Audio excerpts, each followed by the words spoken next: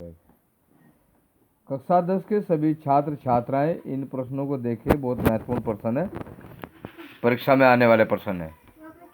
अति लघु उत्तरीय प्रश्न, जर्मनी का एकीकरण कब और कैसे हुआ?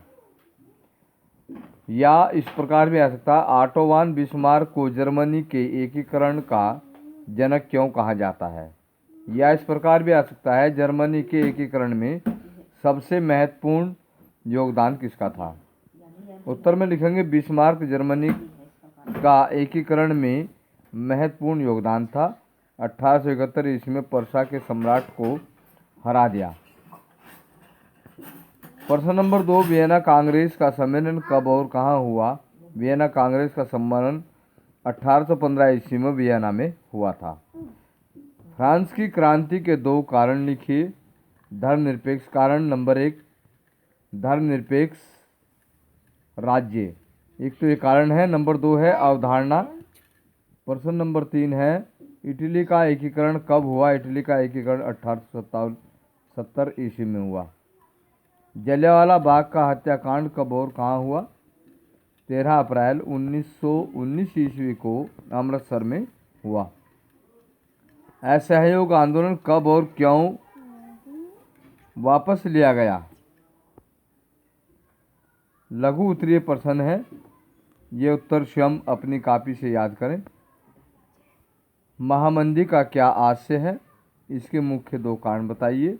नंबर 1 महामंदी का आशय, नंबर 2 महामंदी के प्रभाव। हेडिंग।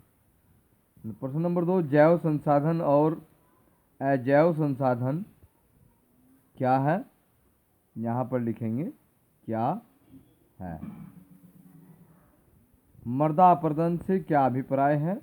नंबर 4 है, सड़क परिवहन रेल परिवहन की अपेक्षा किस प्रकार अधिक लाभप्रद है? प्रश्न 5 है, भारत में जनसंचार के संसाधनों का वर्णन कीजिए। अब आगे चलते हैं। रेशम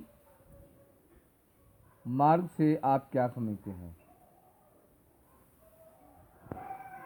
अब विस्तृत प्रश्न चलने हैं। भारत में संचार के साधनों का वर्णन कीजिए। प्रश्न 8 है, महामंदी का क्या आशय है? इसके मुख्य 2 कारण बताइए। इसके 2 प्रभाव भी लिखिए, ऐसे भी हो सकता है। प्रश्न 9, संगठित क्षेत्र तथा असंगठित क्षेत्र में अंतर लिखिए। विकसित देश तथा विकासशील देशों में से उनके और व्यापार तथा निवेश का उदारीकरण क्यों चाहते हैं?